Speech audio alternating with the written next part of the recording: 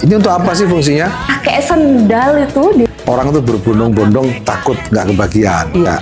benar-benar membuat saya lebih produktif, Pak. Wajah depan, serambi depan kita ini harus kita benerin dulu.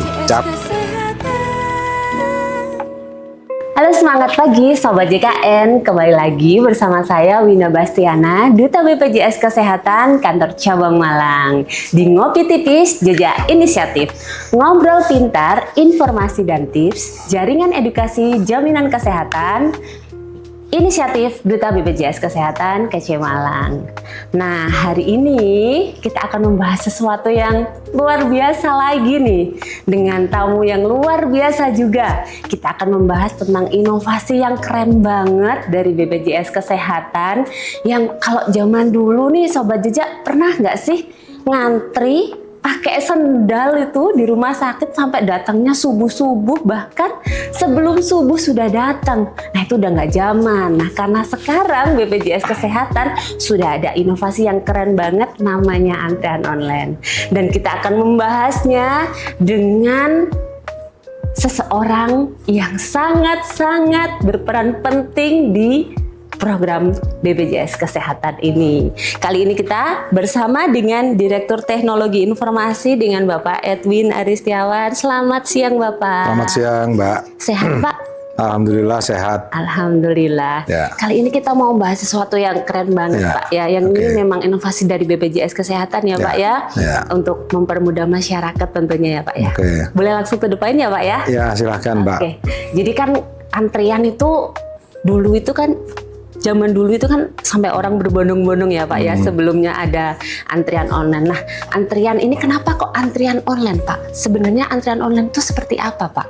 Ya, jadi mungkin saya akan jelaskan dulu terkait dengan latar belakang. Oke. Ya, kenapa antrian online gitu ya? Kenapa kok antri harus online gitu ya? Jadi pada saat 2021 saya bergabung dengan BPJS Kesehatan, itu melihat persoalan utama yang belum selesai pada saat itu adalah masalah antrian. Jadi image bahwa pelayanan BPJS Kesehatan itu buruk sekali. Kelihatan dari apa? Dari antrian yang sangat panjang dan nggak jelas waktunya kapan, kemudian menunggunya berapa lama, sehingga sangat membuang waktu bagi para peserta atau pasien. Betul, Bapak. Nah, betul. Karena itu menjadi prioritas, makanya kita lakukan pembenahan dari pola sistemnya, kemudian juga prosedurnya, termasuk juga sosialisasi kepada peserta. Iya, baik. Jadi karena memang BPJS Kesehatan itulah jaminan kesehatan nasional atau yang bersifat sosial ya. Jadi biasanya kalau sosial gratis itu di Indonesia itu orang tuh berbondong-bondong takut nggak kebagian. Iya, iya betul. Ya, sehingga mereka datang itu pagi-pagi berebut dan takut kalau kuotanya habis. Benar gitu ya. sekali. Nggih. Akhirnya apa? Pada saat yang bersamaan mereka datang berkumpul berkerumun akhirnya malah tidak rapi ya antriannya. Yang kedua tidak jelas kapan mau dilayani. Iya, betul. Itu sehingga ada beberapa kali kasus peserta itu datang sudah pagi-pagi sebelum subuh, bahkan sebelum nggak dapat antrian. Iya, betul, Pak. Berkali-kali datang seperti itu, artinya sangat buruk sekali citra pelayanan BPJS Kesehatan khususnya dalam bidang antrian kala itu. Iya, kala itu. Makanya kami dan tim, saya dan tim punya inisiatif. Ayo kita beresin dulu nih antrian. Wajah depan, serambi depan kita ini harus kita benerin dulu. Caranya kita buat bertahap, kita lakukan pembenahan. Ya. Kemudian tadi pertanyaannya antrian online. Ya, karena sekarang ini dunia itu sudah semuanya digital. Ya. Gelombang digitalisasi itu adalah gelombang perubahan dunia. Dan itu tidak bisa kita hindari, suatu keniscayaan. Memang harus dihadapi ya, Pak ya? Betul, dan kita bukan hanya dihadapi, tetapi kita harus mengikuti supaya kita tetap relevan. Ya, makanya kita mencoba bahwa antrian ini harus online. Yang kedua, hampir semua penduduk Indonesia itu punya handphone. Iya, betul. Dari mana? Sekarang penduduk Indonesia itu totalnya kurang lebih 280 juta jiwa. Kalau kita lihat survei pemilik handphone gadget. Iya. Itu sekarang di Indonesia tuh pemilik handphone itu kurang lebih sekitar 400 jutaan. Wah. Berarti lebih dari jumlah penduduk kita. Iya. Artinya apa? Satu orang bisa lebih dari satu handphone atau gadget kan. Betul. Jadi nggak ada isu kalau kita lakukan online, bukan hanya online saja, tetapi online yang bisa diakses dari handphone atau gadget, gitu ya. Nah ini yang saya sampaikan bahwa itu yang langkah prioritas yang harus kita bereskan supaya wajah pelayanan itu baik sehingga masyarakat itu percaya. Jadi sebenarnya antrian online itu membenahi, bukan hanya mengurai masalah antrian yang selama ini nggak pernah beres, tapi juga membangun kepercayaan, namanya building trust. Jadi kalau masyarakat itu percaya, peserta percaya, otomatis orang akan berduyun-duyun untuk mendaftarkan diri menjadi peserta BPJS Kesehatan. Gitu. Selama ini kan BPJS Kesehatan itu dianggap udahlah, namanya jaminan kesehatan kelas 3 lah. Iya, betul. Ini yang udah gratis, pelayanan jelek gitu. Akhirnya orang males.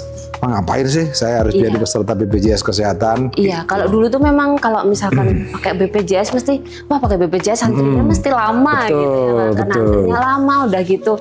Zaman dulu kan pernah ada berita yang seorang bapak yang menggendong anaknya itu ya Pak ya, itu dengan harapan itu biar tidak terjadi kembali ya Pak.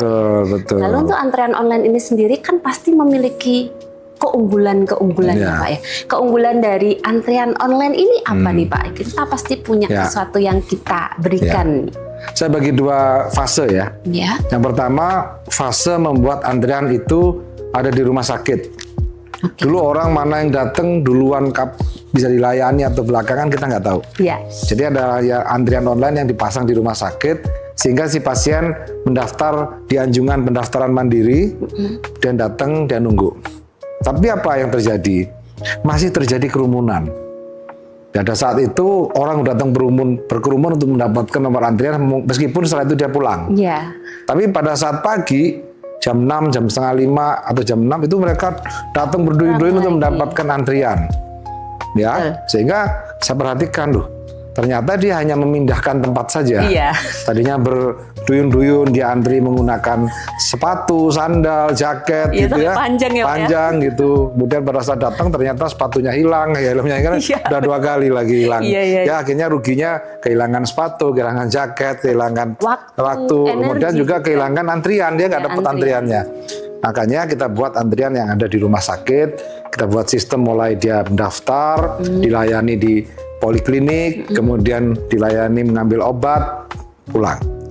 Tetapi setelah saya perhatikan ternyata hanya memindahkan kerumunan saja.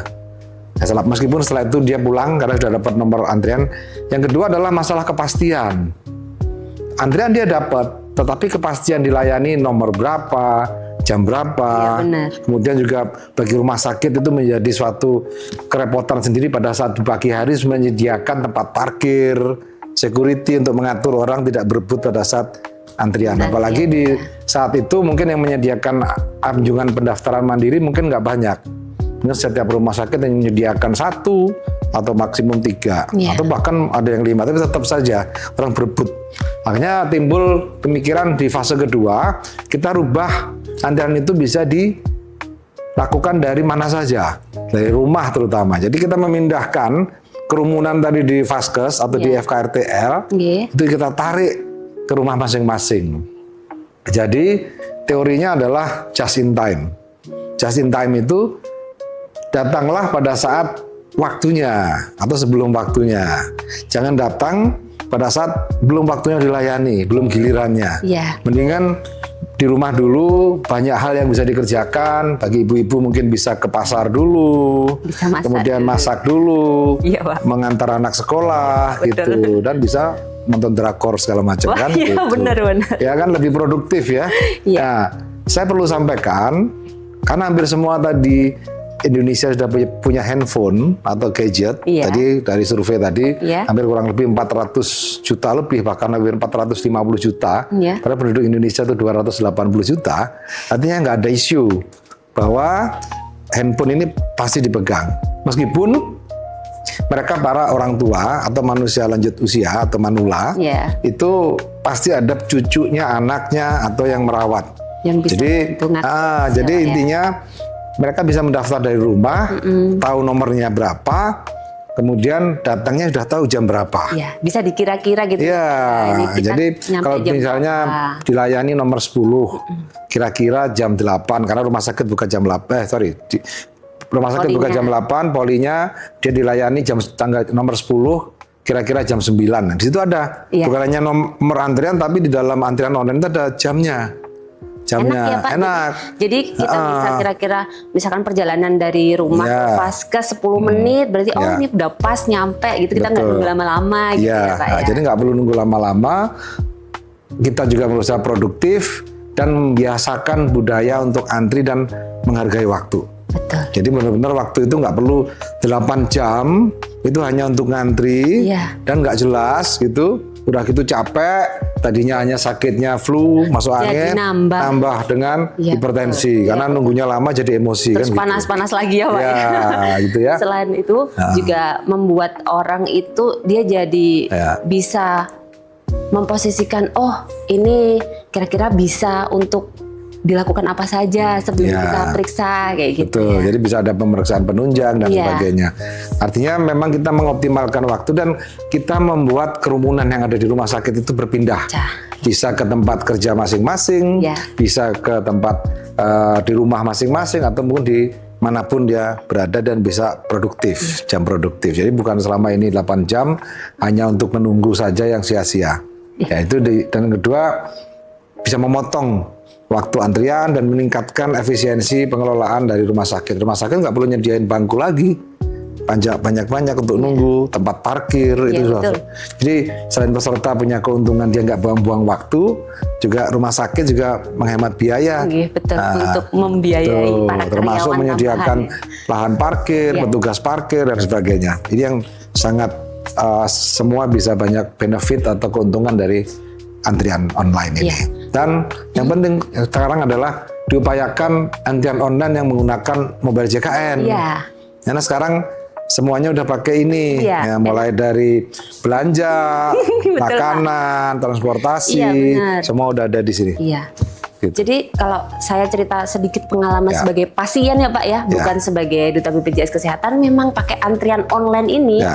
benar-benar membuat saya lebih produktif Pak. Kalau Betul. jadi pas sakit gitu, kalau Ya. daftar di FKTP Pak, bahkan Ya. di FKTP gitu, jadi enak. Ya. Wah ini masih belum dilayani, jadi saya nggak Ya. perlu nunggu lama-lama gitu. Betul. Keren memang. Ya. Berarti fitur untuk antrian online ini kita aksesnya pakai aplikasi mobile JKN ya Pak ya? Ya, meskipun di rumah sakit juga bisa, tapi disarankan menggunakan mobile JKN. Oke. Kenapa? Oke. Kita tanya, kenapa sih harus pakai mobile JKN di aplikasi mobile gitu ya? Karena kalau kita udah tahu dari rumah nomornya berapa, kita nggak perlu datang pagi-pagi. Tapi kalau dia masih nggak pakai mobile JKN, tetap aja dia pagi-pagi Iya, harus tetap nungguin di sana ya di Pak sana ya? harus ngantri dulu, Iya. meskipun nanti dilayani jam 11 dia pulang lagi kan double cost. Iya, double cost Double untuk cost, perjalanan bolak-balik juga, kan ya. dia. Betul. Mendingan saya sarankan pakailah mobile JKN untuk mendapatkan kepastian nomor antrian, jam antrian, dan lebih efisien. Iya. Gitu. Selain antrian online Ya. yang ada di aplikasi mobile JKN, ada fitur-fitur unggulan lainnya nggak Pak di Ya. mobile JKN ini Pak? Ya, di mobile JKN ini sekarang sedang kita kembangkan terus. Banyak sekali fiturnya di situ. Di sana ada untuk merubah data kepesertaan, Oke. menambah data kepesertaan, kemudian juga perubahan-perubahan data kepesertaan yang lain.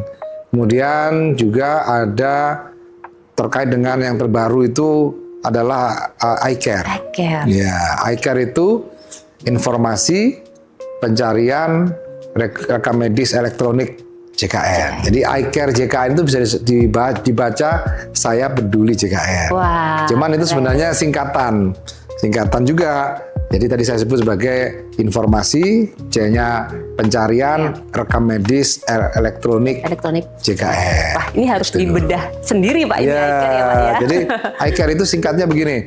Kita bisa melihat dengan yang ada di gadget kita ini, riwayat kita berobat di mana aja. Nah, jadi termasuk juga apakah kita diobati dengan obat-obat yang ada di fasilitas kesehatan tersebut. Ini untuk apa sih fungsinya? Ini adalah pengganti medical record yang seharusnya kita bawa terus itu. kemana-mana. Jadi dengan di sini kita bisa terkonek dengan SIM rumah sakit pada saat kita berobat misalnya roaming lah, kita nggak sedang berobat di dalam kota domisili kita, tapi kita bisa juga membawa iCare ini untuk dibawa ke lokasi kota dimanapun kita sedang berada di luar kota domisili. Sehingga nanti bisa dicek, misalnya si SIM rumah sakit tersebut sedang mati atau rusak sistemnya, bisa pinjam handphone kita. Jadi vaskes yang kita datangi bisa tahu riwayat penyakit sebelumnya ya. Jadi mempermudah DPJP atau dokter penanggung jawab pasien untuk memberikan penanganan treatment ataupun jangan sampai salah memberikan obat agar tidak alergi. Kira-kira gitu. Lebih meningkatkan akurasi. Ya. Baik Pak, untuk terakhir Pak, boleh dong Pak dikasih tips-triknya untuk penggunaan mobil JKN ini untuk masyarakat agar lebih mudah lagi. Apa yang harus disiapkan para peserta ini biar lebih mudah menggunakan dalam mobil JKN? Ya, mobil JKN itu aplikasi yang sangat mudah sebenarnya. Ya, jadi download aja di Play Store ataupun di App Store.